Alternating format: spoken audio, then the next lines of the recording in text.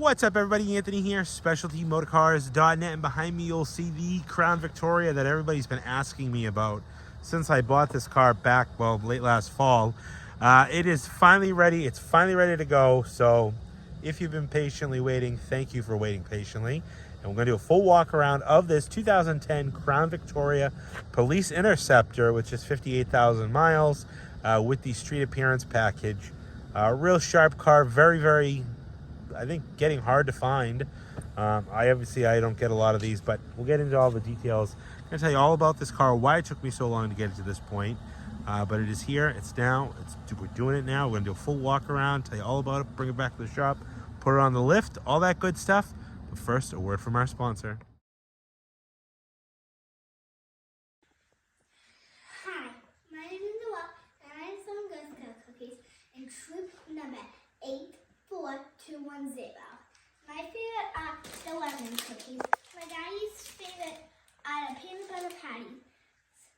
I am selling Girl Scout cookies all across the world, and I'll ship them right to you if you need them. I am selling $500 cookies. They are always $6. Thank you and bye!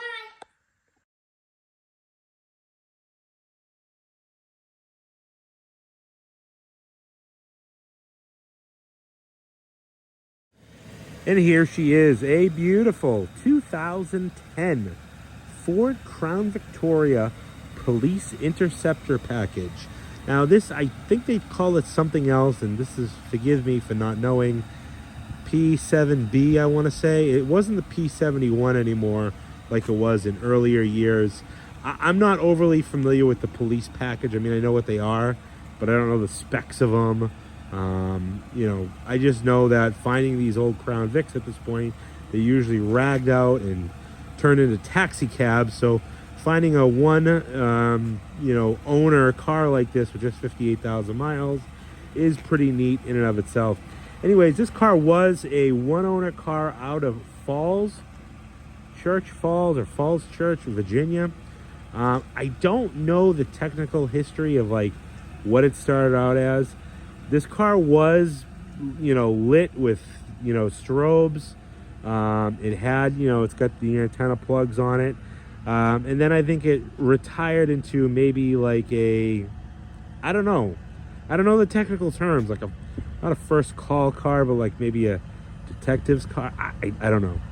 Anyways, but it was owned by the same town since it was new.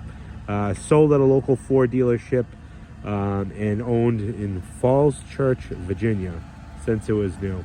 Now I bought this car from an auction that sells, like some government fleet cars. They sell donated cars. I don't buy a ton of cars there because usually all the cars there are junk, but this one kind of caught my eye because it was a unique, one owner, and being a non-200,000 mile police package car, police street appearance package with the nice cloth seats, the carpeting. I had interest. I bought this car, I shipped it up here. I was all excited for it. I didn't know much about it, but I was excited to have it. I've driven it, I've loved it. It's been a great car. One of the reasons why, though, it took me so long to get this car, to this point, was when I got this car, I don't know if I pointed out in the video, but there was a little bit of a humming noise from this car when I got it. And I didn't know what it was. I thought it was maybe the tires were cupped or something like that. Well, upon further investigation, it turns out it was the rear pinion bearing in the rear axle. I believe from maybe a leaking diff cover at some point, causing the car to have low rear differential fluid. So I had to have the rear end of this car completely rebuilt, and I have all the slips and paperwork for that. That's what kind of took me so long. There was a waiting list to get in to my local shop. There's a shop out in West, Central Mass, Worcester area, called Mitchell Differential. That's all they do is rear ends, differentials, and stuff like that. And they're the ones who fixed this for me. I want to say it was like $1,200-$1,300, but they were like 3-4 weeks out. Actually, you know what? It was 6 weeks for me to get this car in from the time I called. So it took me a little while to figure that out.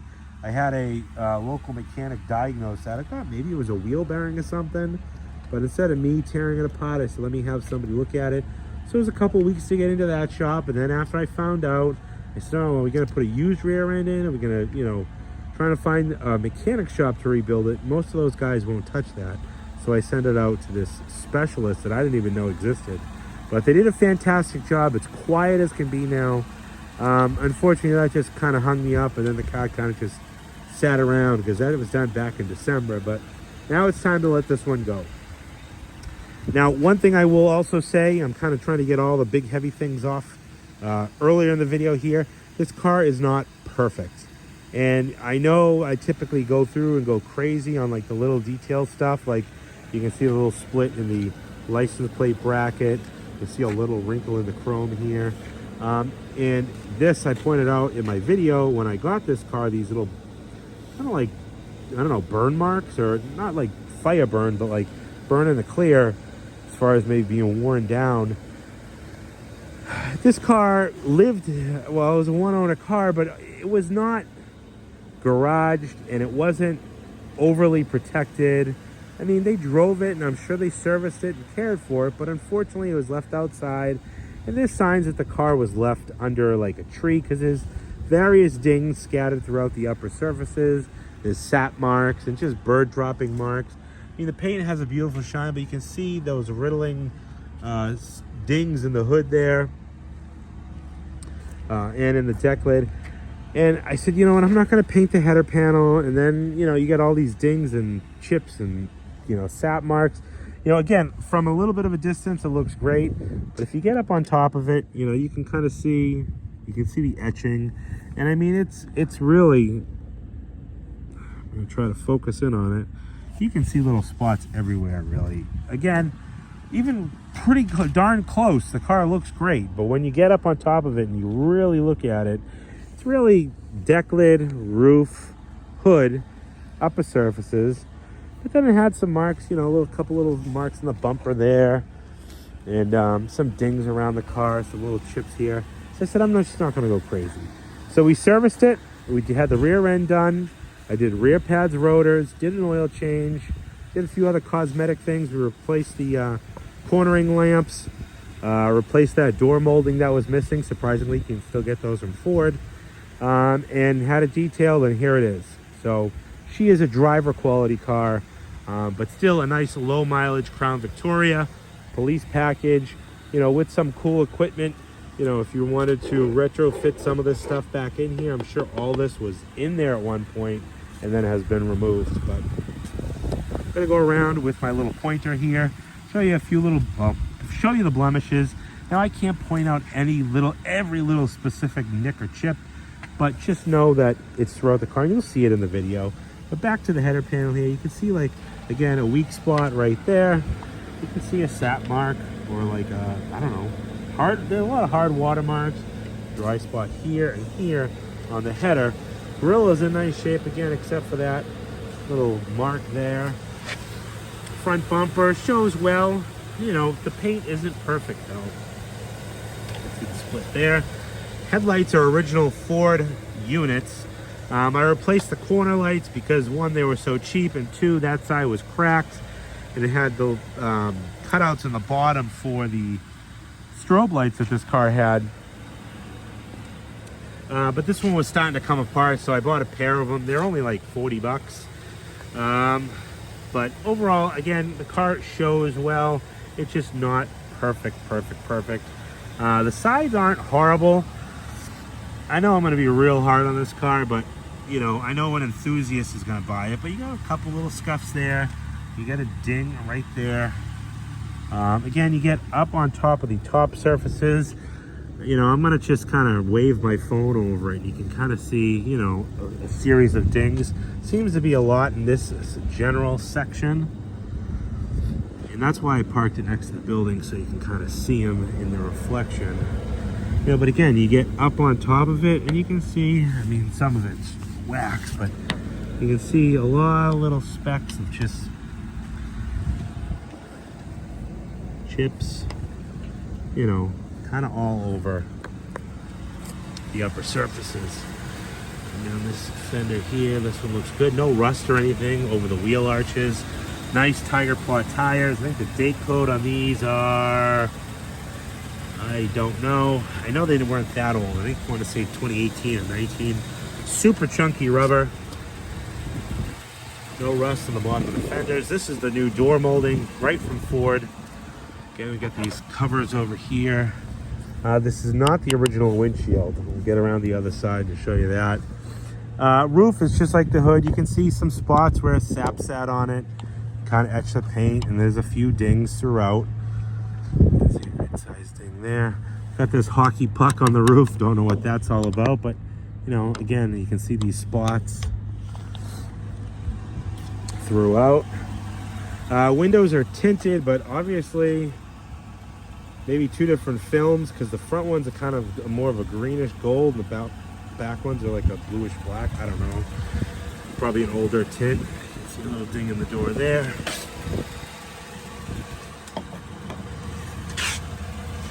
The side isn't horrible. A couple little minor scuffs there. But spots where, you know, things were touched up and little scrapes.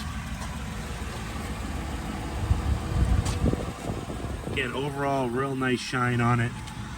Chip right on the edge there. I think I saw one right up there. Inside the wheel well, you can see pretty clean, all the frame and everything. Obviously, we'll bring it back to the shop, put it up in the air. All matched hubcaps are in good shape.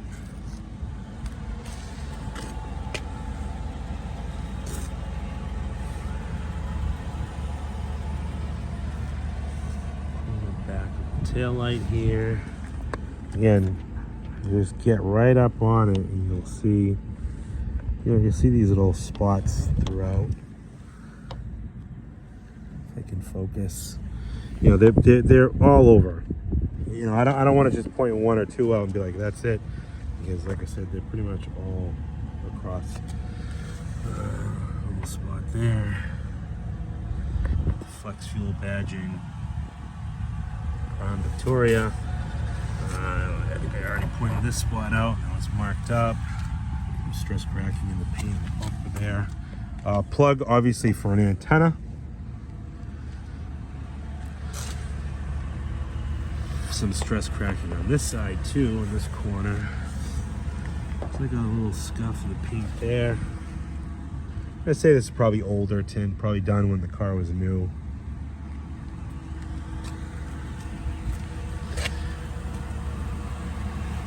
A few little light chips on the edge of the wheel well here. Again, pretty clean inside those wheel wells. And a nice hubcap. All matching Uniroyal Tiger Paws. I think the date code was on the inside of these tires. Again, I'm not going to be able to point out every single thing, but I'll point out the big ones. The little spots here and there. It does have that Sirius XM radio antenna. I don't know if that's hardwired into the original radio. I'm not sure. There's no receiver in the car for it. Here's your aftermarket window tag. Down this side, you know, Ford Carlight side glass, but yeah, right here you can kind of see a series of like chips or dings or divots, you know, where something kind of just, again, they must have opened a door into it and dinged it. Got this chrome kind of peeling here.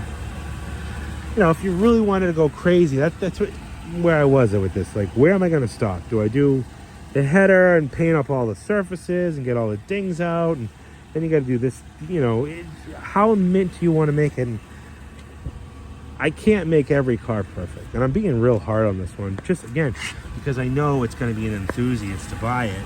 I just want you to know what you're getting. And, you know, I have this thing in my mind, especially with all these low mileage town cars and Grand Marquis that I get. I like to make them perfect because that's what my customers like to buy. But this one is just going to be a nice driver for someone. Very presentable, very sharp looking car. You know, if you wanted to spend a little bit of time on it and, you know, do a little bit of PDR work, maybe paint that header panel, spend some time trying to wet sand and buff, I don't know. But that's exactly how she is. All right, let's take a look at the inside of this Crown Victoria. Open up the doors here, and you can see this is where the street appearance really comes in, I think. Again, don't shoot me if I'm wrong. Where it's got the carpeting, the nicer kind of velour style seats. You have power driver's seat with the lumbar. And then obviously we'll get into the back and you'll see the rear seat is not a, a hard plastic seat. Date code on the manufacturer, 10 of 09. You can see inside the jams here. Pretty clean, no rust or anything like that. Some chips and stuff here, probably from getting in and out. All the gasketing though is in nice shape throughout, both the door and the car. Scratches throughout, light scratches, just in the panels. You have all 4 windows, locks, power driver seat mirror. You have 2 trunk releases here, and then up on the center there. Turn the heat down a little bit in here. Your basic wheel, no leather wrap or anything like that, with cruise, power adjustable pedals, no auto lights or anything like that. You can see here whoops, just hit that with my head. The hook got ripped out for the, carpet retainer. Lumbar, you can hear it in there. It does have a small little spot here where it obviously wore through or tore a little bit, but overall the velour is in real nice shape. 50-50 split. Back door here. A little bit of corrosion on the bottom of this door. You can see it in like that kind of like jam, that pinch jam, but not horrible. So these jams are pretty clean. Again, all the gasketing and stuff is all in nice shape all the way throughout. Rear door panels are in nice shape. The seat backs are in nice shape, not all charred or beat up from, I don't know, anything, I guess. Little marks in the back seat, like you can see like some chafing there. There's a spot over on the other side. In the back here, you got some type of, light mount for probably strobes in the back there. Something was mounted up on the headliner as well. But overall, the headliner's in pretty good shape. Yeah, I don't think a lot of people sat in the back seat, but I'm sure a few things rode on the back seat. Overall, very nice. Carpeting, it's nice as well.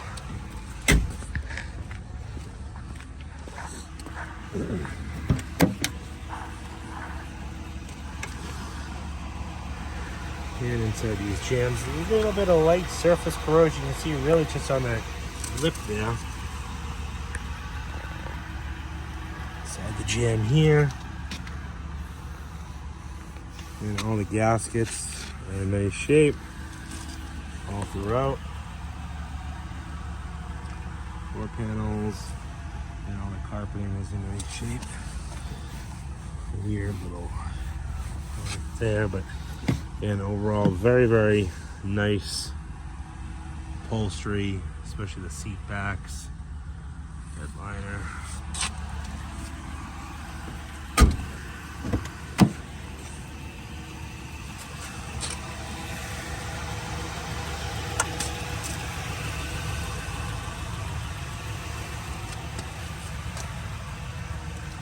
A little bit more wear on this one, oddly. You can see like from probably getting in and out. I don't know. 2 people rode in this car.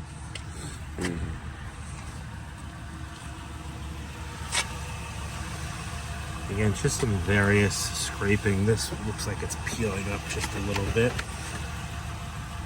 No power passenger seat. That's a manual recline, and then a little bit of wear there. And then a manual forward and back, but overall nice shape on the upholstery. Dashboard, nice. Carpeting over here is in nice shape too, but obviously something was mounted here. You can see some, a little hole and then a bolt or something. And I was gonna swap this out because I have the ashtray assembly in the back, but I don't know, maybe somebody's gonna want to put something in there, a radio, I don't know. CB radio if you want to pretend to be a cop or something. But all right, let's jump behind the wheel and warm up a little bit, and We'll pop the hood. Well, I already got the hood open, actually. We'll pop the hood right now. And it's got a nice shine to it. You can see me clear as day, but, you know, just little speckles throughout. You know, little marks here and there. Now, I originally thought that this car did not come with an under hood liner, so I went to the junkyard and got one. But come to find out from everybody online who has told me since then that these did not come with under hood liners, these police package cars. Interstate batteries dated 11 of 22. Probably didn't come with a beauty cover, I would assume. You know, decently clean under here. A little bit of surface rust on like those upper control arm brackets. A few nuts and bolts have a few little spots here and there. Nothing super crazy.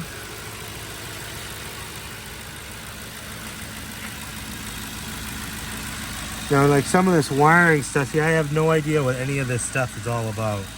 You know, there's things unplugged and taped up. I mean, everything seems to work in the car. You know, so I'm thinking that that was for like strobe lights or, you know, external mounted things that people put in these cars. Might as well just pop the trunk while we're here. Inside the trunk, I do have all 4 original floor mats. You can see a little bit of, you know, dirt in that one, even though they were shampooed. Trunk carpeting is decently clean. You know, not perfect. You know, there's some spots of staining and whatnot. Does have the full-size Goodyear Eagle RSA. Looks like it's never been on the ground. And then all this stuff up here. There's your ashtray and the auxiliary jack, but I don't know what any of this stuff is for. And they all got Ford tags on them. Like you can see here, the Ford markings. So you know what? I'm not going to take any of this stuff out because I don't know what any of this stuff does. Some scratches and stuff throughout the inside of the deck lid. Obviously, something must have been mounted here. Probably for like a machine gun bazooka type thing. Obviously, I don't fucking know. Maybe not a bazooka, but trunk closes nicely. All right, let's jump behind the wheel. All right, behind the wheel, I'd like to show you what I got for keys and books. I don't know how long I'm going to be able to do this part of the video because my battery's at 3%. I do have 2 keys. Really, they're just basic keys. This car obviously didn't have chipped keys. Although on the window sticker that I got online of this, it shows that it does have keyless entry, but without the keypad. So I don't know if this was supposed to have clickers. These cars are real easy to program them to. 58,195 miles on the certified calibrated cluster. Now, this is just stuff I found. Obviously, these radios aren't in the car anymore, but user's guide for the Motorola radios. You can even see some electronics in the glove box there. Again, all Ford logos on the stickers, so I didn't want to go start pulling this stuff out. This is an older speedometer accuracy test. This was unit 400. This is back in 2014. Police package, owner's manual. And, you know, that's, I didn't want to start pulling that stuff out. So, anyways.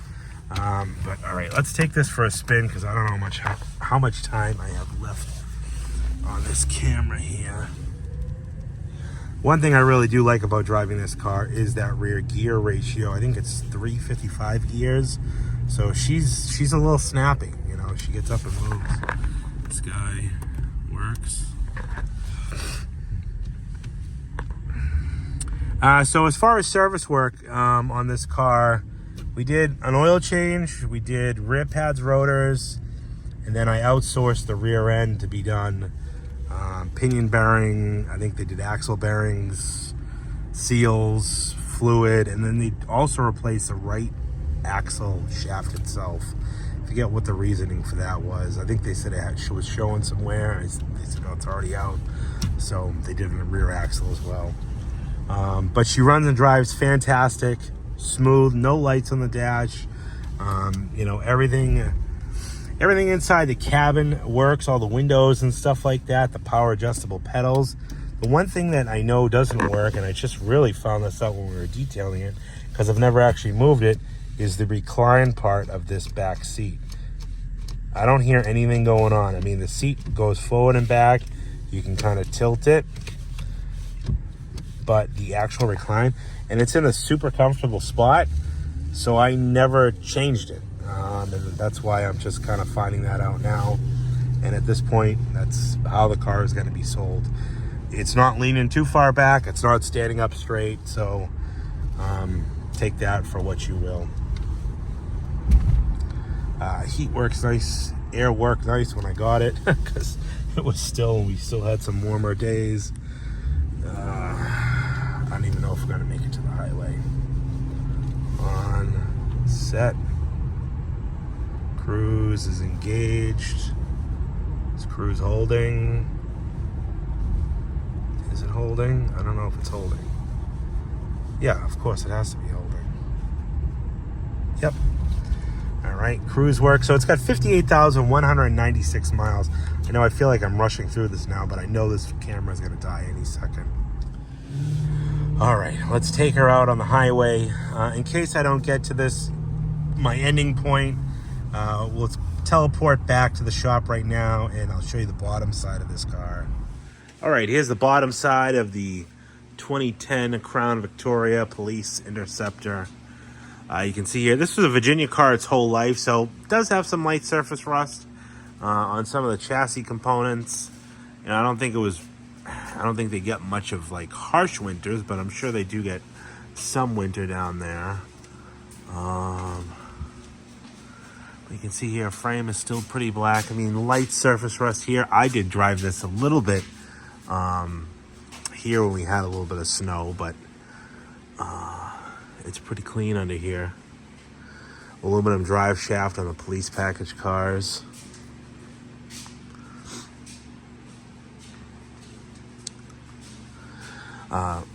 New pinion bearing seal, obviously. Resealed rear differential. Pretty cool. Has these sway bar protectors. I don't know. I don't see those on the town cars, so this must be police package related. A little bit of light surface, on a few little bits here and there. Frame, all good. Lower quarters, all good. New rear pads, rotors. Fresh oil change. Any questions? 978-930-1004. Thanks everybody for watching, and we'll talk to you on the next one.